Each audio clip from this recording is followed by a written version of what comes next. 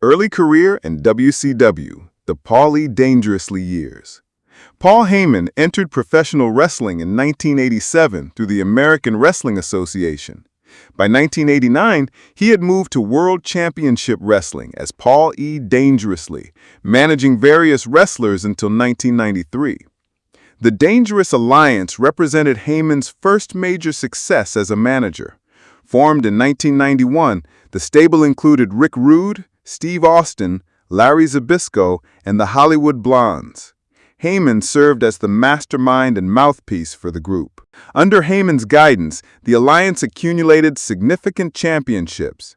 Rick Rude held the WCW United States Championship for 281 days in 1991-92.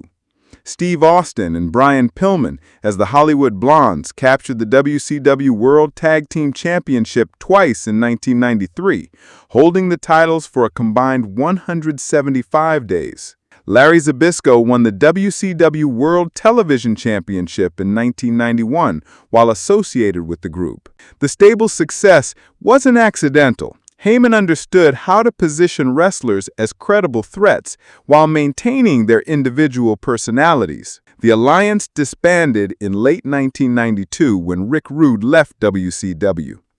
Heyman continued managing individual wrestlers until departing for ECW in 1993. His WCW tenure established a pattern: identify underutilized talent, give them purpose through storylines, and guide them to championship success. The numbers from this period demonstrate Heyman's early effectiveness. 3 different acts under his management held major championships for extended periods. This success rate would prove difficult to replicate in later years. ECW era. Owner and creative head, 1993 to 2001. In 1993, Heyman transitioned from manager to promoter when he became head booker for Eastern Championship Wrestling. By 1994, he had transformed it into Extreme Championship Wrestling and eventually purchased the company. Heyman's ECW role differed from traditional managing. He booked matches, developed storylines, and positioned talent for maximum impact. The promotion ran from 1993 until bankruptcy in 2001, with Heyman serving as the creative force throughout. The roster included wrestlers who would later achieve mainstream success. Taz held the ECW World Heavyweight Championship for 406 days across 2 reigns. The Dudley Boys captured the ECW World Tag Team Championship 8 times under Heyman's booking. Rob Van Dam's ECW World Television Championship reign lasted 700 days. Sabu became ECW's most recognizable star through Heyman's presentation. Tommy Dreamer and the Sandman developed cult followings that translated to later WWE success. Mick Foley's Cactus Jack character evolved significantly during his ECW appearances. ECW's influence extended beyond its own programming. WWE hired multiple ECW wrestlers between 1997 and 2001, including Taz, the Dudleys, and Rob Van Dam. The promotion's pay-per-view events, beginning with Barely Legal in 1997, demonstrated that alternative wrestling could draw audiences. Heyman's booking philosophy emphasized character development over athletics. Wrestlers gained defined personalities and believable motivations. The approach worked. ECW produced more future WWE main event players per capita than any other promotion of its size. The promotion declared bankruptcy in April 2001. Financial mismanagement ended the company, though Heyman's creative success remained undeniable. WWE purchased ECW's video library and intellectual property, validating the promotion's cultural impact. First major WWE run and Brock Lesnar, 2002 to 2003. Heyman joined WWE as a writer in 2002 following ECW's closure. By summer 2002, he had transitioned to on-screen managing, aligning with Brock Lesnar in June. The partnership produced immediate results. Lesnar won the King of the Ring tournament in June 2002 with Heyman at ringside. At SummerSlam 2002, Lesnar defeated The Rock to become WWE Champion, ending The Rock's 6th WWE Championship reign after 119 days. Lesnar's first WWE Championship reign lasted 84 days before losing to The Big Show at Survivor Series 2002. Heyman briefly managed The Big Show following this change, though the partnership lasted only months. The relationship with Lesnar resumed in early 2003. Lesnar regained the WWE Championship at WrestleMania 19, defeating Kurt Angle in the main event. This second reign lasted 126 days until Lesnar lost the title to Eddie Guerrero at No Way Out 2004. Heyman's influence during this period extended beyond ringside appearances. WWE creative meetings benefited from his input on storyline development and character positioning. His understanding of Lesnar's strengths helped establish the former NCAA champion as a legitimate main event threat. The partnership ended when Lesnar left WWE in 2004 to pursue NFL opportunities. Heyman returned to behind-the-scenes roles until his departure from the company later that year. This first major WWE run demonstrated his ability to guide established talent to championship success at the highest level. The Heyman Guy period and multiple clients, 2012 to 2014. Heyman returned to WWE television in 2012, initially managing multiple wrestlers simultaneously. The period from 2012 to 2014 saw him work with CM Punk, Curtis Axel, Ryback, and Cesaro at various points. CM Punk aligned with Heyman in June 2013, though their relationship turned antagonistic by August. Punk's WWE Championship reign had already begun in November 2011 and lasted 434 days, ending before the Heyman partnership began. Their brief alliance produced no championships, ending in a storyline betrayal at SummerSlam 2013.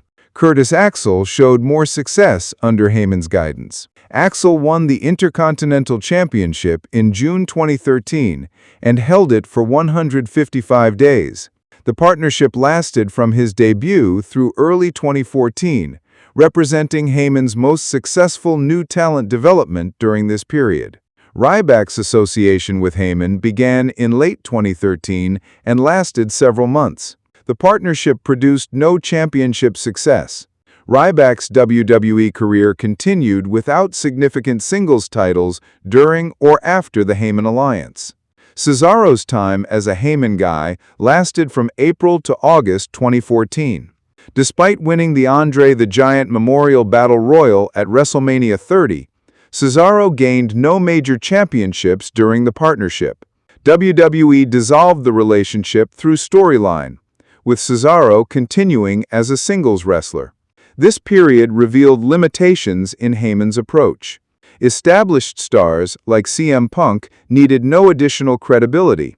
New talents like Axel benefited temporarily. Mid-card wrestlers like Cesaro and Ryback gained little long-term advantage from the association. The results suggest Heyman's effectiveness depends heavily on the wrestler's position and natural abilities. His influence works better with specific talent types than as a universal enhancement tool. Brock Lesnar returned to WWE in April 2012. Heyman rejoined him as advocate in August 2012, resuming their partnership from the early 2000s. The reunion produced Lesnar's most successful WWE period. At WrestleMania 30 in 2014, Lesnar ended The Undertaker's undefeated WrestleMania streak, a 21-match winning streak spanning over 2 decades. Heyman's presence at ringside added credibility to the shocking outcome. Lesnar captured the WWE World Heavyweight Championship at SummerSlam 2014, defeating John Cena. His reign lasted 220 days, ending at WrestleMania 31 in March 2015. He regained the title as WWE Champion at WrestleMania 37 in 2017, holding it for 504 days until losing to Roman Reigns at SummerSlam 2018. Between 2012 and 2020, Lesnar held world championships in WWE for over 720 combined days across multiple reigns. Heyman accompanied him for the majority of these title victories and defenses. The advocate role differed from traditional managing. Heyman spoke for Lesnar during contract negotiations and promotional appearances. This positioning elevated both performers, Lesnar as the silent destroyer, Heyman as the intellectual strategist. Their partnership generated significant pay-per-view moments. Lesnar's victories over CM Punk, John Cena, and Roman Reigns during major events featured Heyman's ringside presence. The consistency of their relationship provided storyline continuity, rare in modern WWE programming. Lesnar's part-time schedule from 2014 to 2020 made him a special attraction. Heyman's advocacy segments maintained audience interest during Lesnar's absences. This approach maximized both performers' value while reducing their required appearances. The Bloodline and Roman Reigns, 2020 to present. Roman Reigns turned heel at SummerSlam 2020, defeating Braun Strowman and The Fiend Bray Wyatt for the Universal Championship. Heyman aligned with Reigns shortly after, assuming the role of wise man and special counsel. The partnership transformed Reigns' career trajectory. His Universal Championship reign began in August 2020 and lasted 1,316 days, ending at WrestleMania 39 in April 2023. This represents the longest World Championship reign in WWE since 1988. Heyman's role extended beyond Reigns to the Bloodline faction. The Usos, Reigns' cousins, won the SmackDown Tag Team Championships in May 2021 and the Raw Tag Team Championships in May 2022, making them undisputed tag team champions. They held unified tag team gold for 622 days. Solo Sikoa joined the Bloodline in 2022 under Heyman's guidance. The faction dominated WWE programming for over 2 years, with Heyman serving as strategic advisor and spokesperson. The Bloodline success metrics exceeded previous faction achievements. Reigns main-evented WrestleMania in 2021, 2022, and 2023. The group's merchandise sales reached record levels. Television ratings increased during Bloodline segments consistently throughout 2021 and 2022. Heyman's influence during this period involved backstage creative input and on-screen character development. His presentation of Reigns as the tribal chief created a compelling authority figure character that differed from previous Reigns portrayals. The partnership continues as of 2024, though storyline tensions have developed between Heyman and other Bloodline members. Reigns regained World Championship gold, with Heyman maintaining his advisory role throughout various storyline developments. Legacy and measurable impact. 3 partnerships define Heyman's managerial success: Brock Lesnar, Roman Reigns, and ECW's collective roster. Each produced measurable championship success and career-defining moments. Lesnar's combined World Championship reigns with Heyman exceeded 720 days across multiple WWE runs.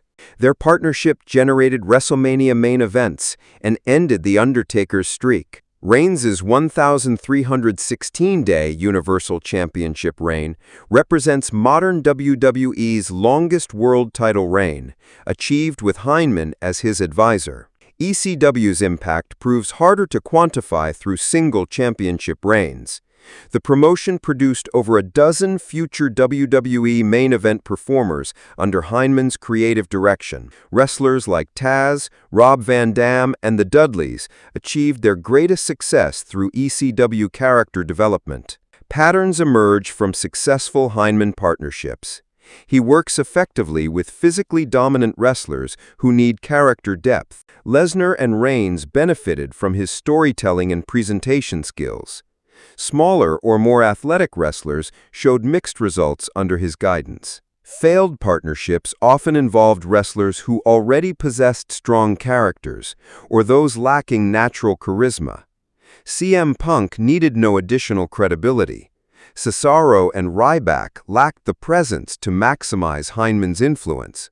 Curtis Axel succeeded temporarily due to his receptiveness to character guidance. Key takeaways from Heyman's career. His influence works best with select talent types rather than universally. Long-term partnerships produce superior results compared to short-term associations. His greatest success comes from comprehensive character development rather than simple ringside managing. Paul Heyman's 37-year career demonstrates measurable impact across multiple wrestling promotions. From WCW's Dangerous Alliance through WWE's Bloodline, his guidance produced over 2,000 combined days of World Championship reigns for his primary clients. The numbers tell the story. Rick Rude's 281-day United States Championship reign, Lesnar's multiple world title runs totaling over 720 days, and Reigns' record-setting 1,316-day Universal Championship reign.